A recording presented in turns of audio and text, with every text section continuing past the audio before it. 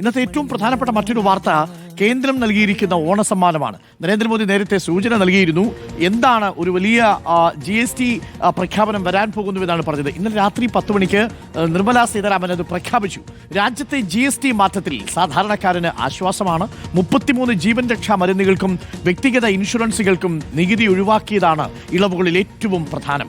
ലോട്ടറിയുടെ നികുതി വർധന ഒഴിവാക്കണമെന്നാവശ്യപ്പെട്ട് കേരളം നിലവിലെ മാറ്റമനുസരിച്ച് ലോട്ടറി നികുതി 28% നിന്ന് 40% വരും. ഇത് ഒഴിവാക്കണമെന്നാണ് GST കൗൺസിലിൽ കേരളം ആവശ്യപ്പെട്ടത്. ആദിൽ പാലോടുണ്ട് കൂടുതൽ വിവരങ്ങളുമായി. Adil Palode, very good morning, happy Uthradam. ഡൽഹിയിലും എനിക്ക് തോന്നുന്നു മലയാളികളുള്ള ഇടത്ത് ഓണത്തിന്റെ ഒരു വൈബ് വന്നിട്ടുണ്ടാവാനാണ് സാധ്യത. പക്ഷേ ഇത് മൊത്തം ഇന്ത്യക്ക് മൊത്തം ഓണമായി മാറുന്ന രീതിയിലുള്ള ഒരു GST പ്രഖ്യാപനമാണ് വന്നത്. സംസ്ഥാനങ്ങളെ സംബന്ധിച്ച് ചെറിയൊരു ബുദ്ധിമുട്ടുണ്ടാവും. കാര്യം GST വരുമാനം കുറയാനുള്ള സാധ്യതയുണ്ട്. അത് പരിഹരിക്കാനുള്ള നീക്കങ്ങൾ ഉണ്ടാവും എന്ന് നമ്മൾ പ്രതീക്ഷിക്കുന്നു. അപ്പോൾ ചില സാധനങ്ങൾക്ക് വില കുറയും, ചില സാധനങ്ങൾക്ക് വില കൂടും. എന്താണ് കൂടുതൽ വിശദാംശങ്ങൾ ആദിൽ പാലോട്? ഒപ്പം ലോട്ടറിയുടെ കാര്യത്തിൽ കേരളത്തിനൊരു തട്ടുകേടും ഉണ്ടെന്ന് തോന്നുന്നു, അല്ലേ ആദിൽ? ഉറപ്പായും അങ്ങനെ തന്നെയാണ് അരുൺകുമാർ. വളരെ പ്രധാനപ്പെട്ട ഒരു തീരുമാനമാണ്. പ്രത്യേകിച്ച് സാധാരണക്കാരെ സംബന്ധിച്ചിടത്തോളം 33 ജീവൻ രക്ഷാ മരുന്നുകളുടെ നികുതി പൂർണ്ണമായും ഒഴിവാക്കുന്നു എന്ന് പറയുമ്പോൾ എത്രത്തോളം ആശ്വാസകരമെന്ന് മനസ്സിലാക്കാനാകും. മറ്റൊന്ന് വളരെ പ്രധാനം ഇൻഷുറൻസിന്റെ കാര്യമാണ്. വ്യക്തിഗത ഹെൽത്ത് ഒപ്പം ലൈഫ് ഇൻഷുറൻസുകൾ സാധാരണഗതിയിൽ 18% നികുതി ഉണ്ടായിരുന്നതാണ്. അതിൽ ഇനി നികുതിയേ ഉണ്ടാകില്ല എന്നുള്ളതാണ്. അപ്പോൾ ഇൻഷുറൻസ് ഒക്കെ ആളുകൾക്ക് വളരെ കുറഞ്ഞ നിരക്കിൽ എടുക്കാനാകും എന്നുള്ളതാണ് ഇതിലൂടെ കേന്ദ്ര സർക്കാർ വിഭാവനം ചെയ്യുന്നത്. ഏതായാലും ഇന്നലെ കേന്ദ്ര ധനമന്ത്രി പറഞ്ഞതനുസരിച്ചാണെങ്കിൽ നവരാത്രിയുടെ ആദ്യ ദിവസമാണ് സെപ്റ്റംബർ 22 മുതലാണ് അങ്ങനെ ഒരു ദിവസം തെരഞ്ഞെടുത്ത് അന്ന് മുതലാണ് ഈ ഇളവുകൾ പ്രാബല്യത്തിൽ വരുന്നത്. 5%, 12%, 18%, 28%, അങ്ങനെ 4 സ്ലാബുകൾ ഉണ്ടായിരുന്നതിൽ നിന്ന് 2 സ്ലാബുകൾ പൂർണ്ണമായി ഒഴിവാക്കുകയാണ്. 12ഉം 28ഉം എടുത്തു കളയുന്നു. എല്ലാ നിത്യോപയോഗ സാധനങ്ങൾ 2500 രൂപയ്ക്ക് താഴെയുള്ള ചെരുപ്പുകൾ, മറ്റ് സാധനങ്ങൾ, വസ്ത്രങ്ങൾ ഒക്കെ 5% വരുന്നു. നിത്യോപയോഗ സാധനങ്ങളൊക്കെ 5% എത്തിക്കുന്നു എന്നുള്ളതാണ് വളരെ പ്രധാനപ്പെട്ട കാര്യം. മറ്റൊന്ന് 28% കൂടുതൽ തുക നൽകേണ്ടിയിരുന്ന പ്രത്യേകിച്ച് സിമന്റ് പോലുള്ള, മാർബിൾ പോലുള്ള ഉൽപ്പന്നങ്ങൾ അതിനൊക്കെ വില കുറയുന്നതോടെ അത് 18%, 10% നികുതി കുറയുകയാണ്. വളരെ പ്രധാനപ്പെട്ട കാര്യമാണ്.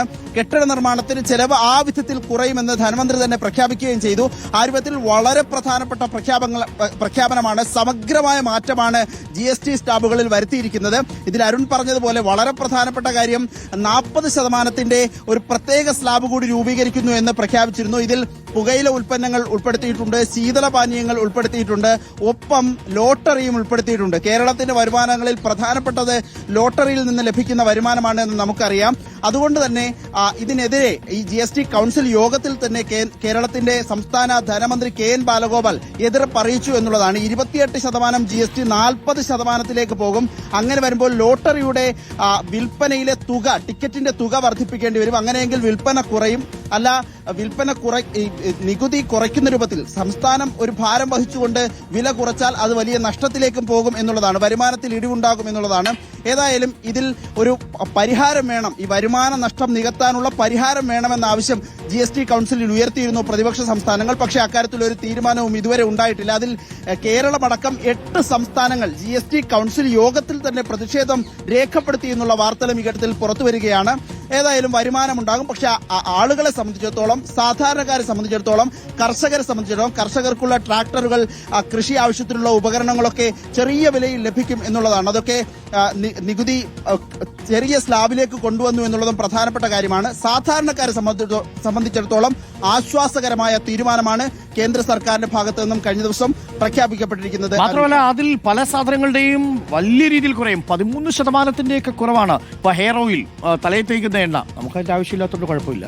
പക്ഷേ എങ്കിലും ഉള്ളവർക്കുണ്ടല്ലോ, പ്രത്യേകിച്ച് സ്ത്രീകൾക്കൊക്കെ. അതേപോലെ shampoo, toothpaste, toilet soap, അതേപോലെ soap bar, toothbrush, shaving cream, ഇതൊക്കെ 13% കുറയുമെന്നുള്ളതാണ്. 100 രൂപ വിലയുണ്ടെങ്കിൽ 13 രൂപ അതിനകത്ത് കുറഞ്ഞു കിട്ടും എന്നുള്ളതാണ്. വലിയ മാറ്റമാണല്ലോ, അല്ലേ ആദിൽ പാലോട്? അതുപോലെ butter, ghee, cheese, dairy spread, pre packaged namkeens, bhujia, നമ്മുടെ ഈ സ്നാക്സ്, ഇതിനൊക്കെ കുറയും. അത് 12% നിന്ന് 5% 7% കുറവുണ്ടാവും. Feeding bottles, napkin for babies and clinical diapers 12% നിന്ന് 5% 7% കുറവുണ്ടാവും. സ്വിമ്മിംഗ് മെഷീൻസ്, തുന്നൽ മെഷീനും അതിന്റെ പാർട്സുകൾക്കും ഒക്കെ മാറ്റം ഉണ്ടാവും. അപ്പം നമ്മൾ നിരന്തരം ഉപയോഗിക്കുന്ന സാധനങ്ങൾക്ക് തന്നെ വലിയ കുറവുണ്ടാവുന്നു എന്നുള്ളത് സാധാരണക്കാരനെ സംബന്ധിച്ച് വലിയ ആശ്വാസമാണ്. അതിൽ ഉറപ്പായും അത് ഒരു സംശയവും വേണ്ട. അത് പ്രഖ്യാപിച്ചത് പ്രധാനമന്ത്രി സ്വാതന്ത്ര്യദിന പ്രസംഗത്തിലായിരുന്നു. ദീപാവലി സമ്മാനമാണ് എന്നാണ് നേരത്തെ അറിയിച്ചിരുന്നത്. അത് സാധാരണക്കാരന്, കർഷകർക്ക് വലിയ ആശ്വാസമാണ് എന്ന കാര്യത്തിൽ ഒരു സംശയവും വേണ്ട. ട്രാക്ടറുകളുടെ ടയറിനും പാർട്സിനുമൊക്കെ 18%, ഇവിടെ ഉത്തരേന്ത്യയിലും മറ്റുമൊക്കെ ട്രാക്ടറുകൾ കർഷകരുടെ ജീവിതത്തിന്റെ ഭാഗമാണ്. 18% അത് 5% ട്രാക്ടറുകൾ വാങ്ങാൻ ഇനി 12% ടാക്സ് ഉണ്ടായിരുന്നത്, അത് 5% കുറയുന്നു. 20 മോട്ടോ പാർട്സുകളുടെ വില കുറയുന്നു. 350 cc താഴെയുള്ള ബൈക്കുകളുടെയും ചെറുകിട കാറുകളുടെയും വില കുറയുന്നു. ടിവികളുടെ വില കുറയുന്നു. 60 ഇടത്തരം മധ്യവർഗക്കാരെ സംബന്ധിച്ചിടത്തോളവും സാധാരണക്കാരെ സംബന്ധിച്ചിടത്തോളവും കർഷകരെ സംബന്ധിച്ചിടത്തോളവും പ്രത്യേകിച്ച് അരുൺ പറഞ്ഞതുപോലെ തുന്നൽ മെഷീന്റെ ഒക്കെ വില കുറയുന്നു. സ്ത്രീകളെ സംബന്ധിച്ചിടത്തോളം ഇത് ഗുണകരമായ ഒരു തീരുമാനമാണ്. ഭൂപടത്തിനും ചാർട്ടിനും ഗ്ലോബിനും ഒന്നും ഇനിയിപ്പോ GST ഇല്ല. 12% നികുതി ഉണ്ടായിരുന്നത് പൂർണ്ണമായിട്ടും ഒഴിവാക്കി കിട്ടും. അപ്പോൾ പിള്ളേർക്ക് പഠിക്കാനുള്ള സാധനങ്ങൾ, അതേപോലെ പെൻസിൽ, ഷാർപ്പൻസ്, ക്രയോൺസ്, ഇതിന്റെ എല്ലാം 12% 0% മാറി എന്ന് പറഞ്ഞാൽ അതിനൊന്നും ഇനി പ്രത്യേകിച്ച് GST ഉണ്ടാവില്ല. പെൻസിലാണെങ്കിലും എക്സസൈസ് ബുക്ക്, നോട്ട്ബുക്ക്, ഇതിനൊന്നും ഇനി GST ഇല്ല എന്നുള്ളതാണ്. ഇറേസറിന് GST ഇല്ല. നേരത്തെ ഇതിന് 5% ഒക്കെ ഉണ്ടായിരുന്നു, 12% ഉണ്ടായിരുന്നു പെൻസിലിനൊക്കെ, അതിനും GST ഇല്ല എന്നുള്ളതാണ്. അപ്പോൾ അടിസ്ഥാന സൗകര്യങ്ങൾക്ക് ആവശ്യങ്ങൾക്ക് കുറയുന്നു എന്നുള്ളതാണ്. ഇനി കുറച്ചുകൂടി മുതിർന്നാൽ ഈ എയർ കണ്ടീഷൻ അടക്കമുള്ളവയ്ക്കും ഈ പറഞ്ഞതുപോലെ മുതിർന്നവർക്കുള്ള എയർ കണ്ടീഷൻ 28% നിന്ന് 18% കുറയുന്നു. 10% വർധനമാണ്. 10,000 രൂപയുടെ എയർ കണ്ടീഷൻ അല്ലെങ്കിൽ 20,000 രൂപയുടെ എയർ കണ്ടീഷൻ ഉണ്ടെങ്കിൽ അതിൽ 2,000 രൂപയോളം കുറവ് വരാൻ പോകുന്നു എന്നുള്ളതാണ്. അപ്പോൾ അതിന് പൂർണ്ണമായിട്ടും 10% മാറ്റിക്കളയുന്നു. 28% നിന്ന് 18% ആവുന്നു. ടെലിവിഷന്റെ കാര്യത്തിൽ 28% നിന്ന് 18%. 30,000 രൂപ വിലയുള്ള ഒരു വലിയ ടെലിവിഷന് ഇനിയിപ്പോൾ 10% കുറയുമ്പോൾ ഏകദേശം 6,000 രൂപയോളം കുറയും എന്നുള്ളതാണ്. അപ്പോൾ 10% കുറവുണ്ടാവുന്നു ടെലിവിഷന്റെ കാര്യത്തിൽ. മോണിറ്ററുകളും പ്രൊജക്ടുകൾക്കും 10% കുറവ്.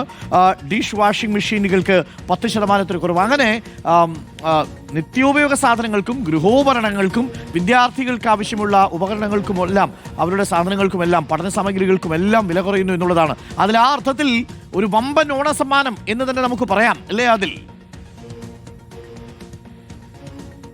ഉറപ്പായും അരുൺകുമാർ, ഇനിയൊരു വേനൽക്കാലത്ത് അരുൺ പറഞ്ഞതുപോലെ ഒരു AC വാങ്ങണമെന്ന് വെച്ചാൽ ഇപ്പോൾ നൽകേണ്ട വില നൽകേണ്ടി വരില്ല. 10% നികുതിയുള്ള ഇളവ് സെപ്റ്റംബർ 22 മുതൽ ഉണ്ടാകും. അരുൺ പറഞ്ഞതിൽ വളരെ പ്രധാനപ്പെട്ട ഒരു കാര്യം കൂടി പറയേണ്ടത്, ഈ മുച്ചക്ര വാഹനം ഓട്ടോറിക്ഷയൊക്കെ ഓടിക്കുന്നവരുണ്ടാകും, അത് വാങ്ങി ജീവനോപാധി നടത്തുന്നവരുണ്ടാകും.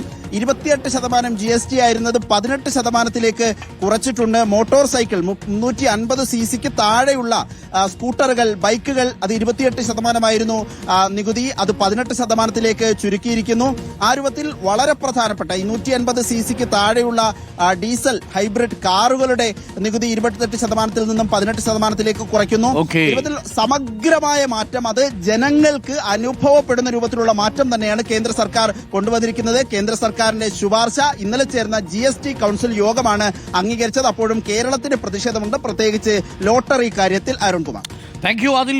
അപ്പോൾ ഓണമൊക്കെ വൈബായിട്ട് വരിക. ഞാൻ തിരിച്ചു വരാം അല്പസമയത്തിനുള്ളിൽ. കൂടുതൽ വിശദാംശങ്ങളിലേക്ക് മടങ്ങേണ്ടി വരും. അപ്പോൾ